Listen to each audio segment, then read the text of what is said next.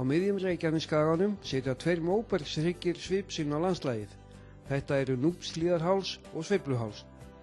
Þeir hafa orðið til við sprungugos undir jökli á síðasta jökulskeiði.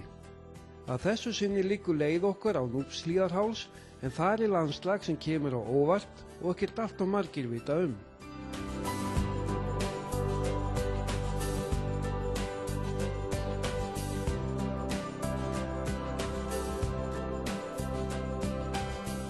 Til að komast á áfangastað beygjum við af Reykjanesbrautinni á mislægu gatnamótunum við Kúagerði. Þar er skilti sem vísar á Keili. Við höldum eftir línuveginum og beygjum svo á hægri hönd, en hér mætti vera skilti sem vísar veginn. Við höldum svo eftir veginum sem er nokkuð grófur en ágætlega fólksbílafær ef varlega er farið. Við fylgjum honum eins langt og við komumst fram hjá graslendinu á Höskuldarvöllum, beygjum hjá Trölladyngju og höldum áfram uns við komum að þessu borstæði.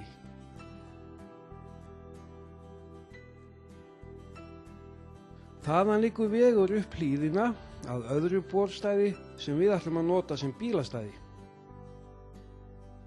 Þessi borstæði eru eftir rannsóknarboranir HS Orku en árangurinn var ekki sá sem vænst var. Við ætlum að hefja gönguna hér við mynni Sogana svokölluðu, ganga upp á hálsinn og virða þau fyrir okkur ofanfrá. Á þessari loftmynd sjáum við gönguleiðina sem er það bil 7 kílómetrar. Við ætlum að ganga eftir hálsinum umhverfis Grænavatn og enda svo gönguna á sama stað og við byrjum. Þegar brekkan er að baki blasir við okkur fallegt gil sem jarðhitinn hefur sett svip sinn á. Þetta eru svokölluð sog.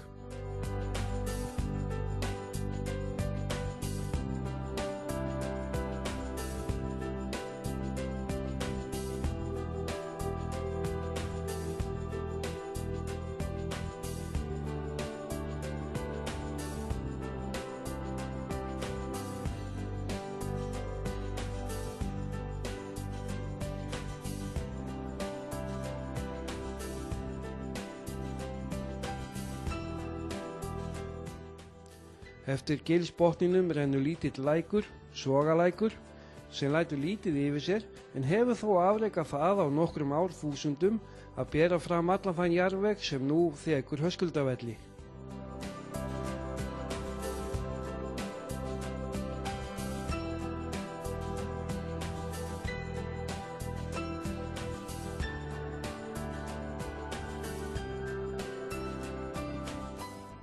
Við göngum ofan við Spákonuvatn og héðan er ágætt útsýni yfir skagann þar sem Keilir er í aðalhlutverki.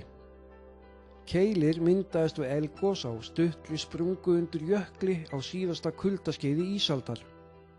Gosið hefur ekki náð upp úr jöklunum heldur hefur það brætt geil upp í hann sem fylltist af gosefnum. Eftir að ísaldarjökullinn hopaði, fyrir 12.000 árum eða svo, stóð þessi strýta eftir. Ekki veit ég við hvaða Spákonuvatn er kennt þar sem ég hef ekki fundið neinar heimildir um það. Þetta er ekki gígvatn eins og mörg vötnin á Reykjanesskaga, heldur hefur það myndast á þann hátt að gos hefur orðið í dalverpi sem gengið hefur til suðurs og þar byggst upp gígur sem lokaði dalnum að norðan en bak við gíginn myndaðist vatnið. Við höldum áfram eftir hálsinum í suðurátt að enda Sogana þar sem við virðum þau fyrir okkur. Í Sogum er mikil ummyndun eftir jarðhita og mikil litasinfónía sú mesta í náttúru Reykjanesskagans.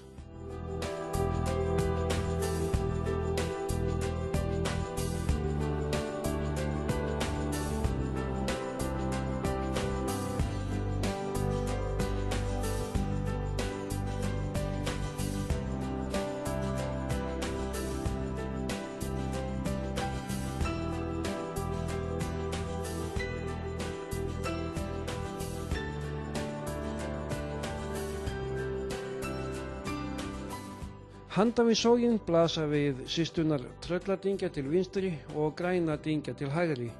Sú fyrrnefnda er 375 metra há en Grænadyngja er 400 metrar. Auðvelt er að ganga á þessu fjöll og þaðan er stórgott útsýni. Hér er móbergið alls ráðandi og í Trölladyngju hefur fundist silfurberg. Hvorki Trölladyngja né Grænadyngja eru eiginlega dyngjur í jarðfræðilegum skilningi, heldur mynduðust þær í gosi undir jökli. Leið okkar liggur inn að Grænavatni en áður skulum við skyggnast af brún hálsins. Þar sjáum við vel yfir Móhálsadalinn og yfir að Sveifluhálsi. Hraunið sem þekur botn Móhálsadals heitir Ögmundarhraun og rann í Krýsuvíkureldum árið 1151. Þá opnaðist 25 km löng gossprunga eftir endilöngum dalnum með miklu hraunrennsli sem náði til sjávar bæði sunnan og norðamegin á Reykjanesskaganum. Norðamegin heitir það Kapellurhraun. Sjá má gígana hér utan í Móbergsfjöllunum.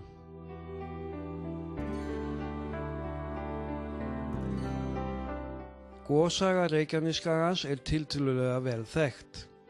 Eldvirknin hefur verið stöðug síðustu ár 100.000 og virðist koma í hrínum á 1000 ára fresti. Þær standa yfir í það bil 200 ár. Ein meiri háttar goshrina hefur orðið á Reykjanesskaganum á sögulegum tíma. Henni má skipta í 3 aðalgos. Það elsta eru Bláfjallaeldar sem hófust árið 930 og stóðu yfir í það bil 100 ár. Miðgosið eru svo áðurnefndu Krýsuvíkureldar.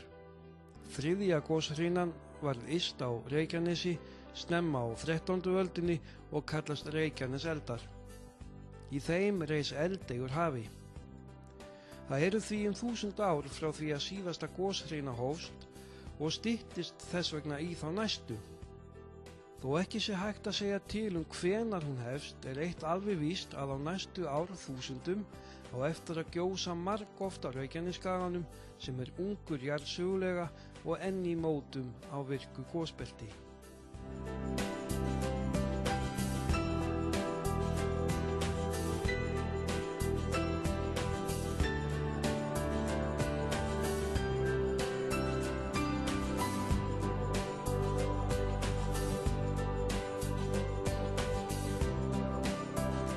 Við stöndum hér ofan við Djúpavatn á svokölluðum Grænavatnseggjum. Dýpsti hluti vatnsins er rétt 17 metrar og er það líklega gígvatn líkt og Arnarvatn á Sveifluhálsi. Nokkuð er af bleikju í vatninu en hún er fremur smá. Það var talið fisklaust þar til bleikju af Þingvallastofni var sleppt í það í kringum 1960. Vatnið og veiðihúsið hefur verið í umsjá Stangveiðifélags Hafnarfjarðar. Eftir að við höfum virt fyrir okkur náttúrufegurðina hér höldum við tilbaka og göngum eftir eggjunum í átt að Grænavatni.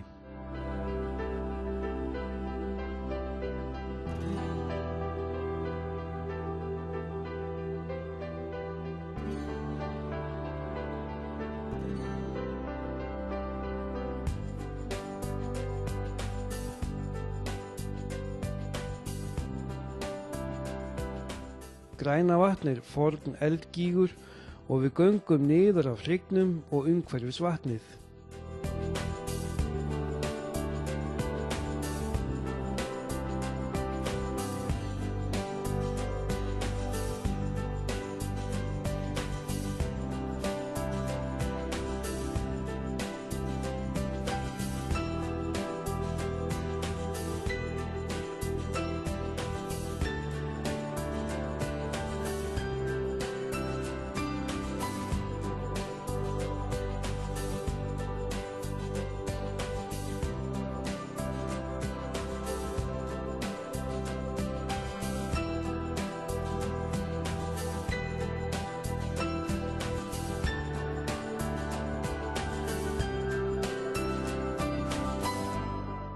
Við höldum síðan humátt tilbaka eftir kvosinni í norðaustur á vatninu og virðum fyrir okkur móbergsmyndanirnar á leiðinni.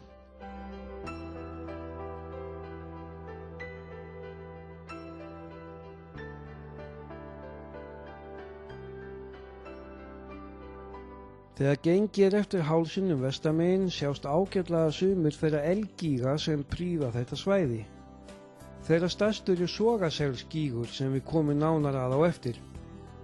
Hér sést líka vel að Keili og Oddafelli þar fyrir framann og þarna má greinilega sjá hitaskellu í fellinu. Vinsæl gönguleið er eftir Oddafellinu endilöngu. Við höldum áfram niður brekkuna þangað sem við skildum bílinn eftir, en í leiðinni má virða fyrir sig lítið hverasvæði undir brekkunni.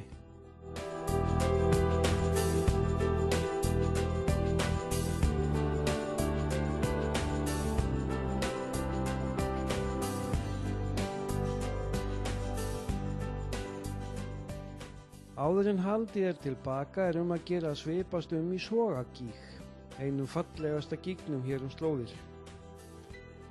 Þarna var Sogasel frá Kálfatjarnarhverfi og jafnvel Krýsuvíkum tíma og eru tóftirnar í gígnum vitnisburður horfna búsetuhætti. Fyrir vikið hefur gígurinn einnig verið kallaður Sogaselsgígur. Hann er mjög skjólgóður og hefur því verið góð selstaða. Gígurinn myndar fallega umgjörð selir en þarna eru að minnsta kosti 3 tóftir og mjög heillegur og fallegur stekkur. Eins og þessi hæfilega langa gönguferð okkar gefur til kynna, býður þetta svæði upp á fallega og fjölbreytta náttúru, forvitnilega jarðfræði og sögu og er án efa eitt skemmtilegasta útivistarsvæði Reykjanesskagans.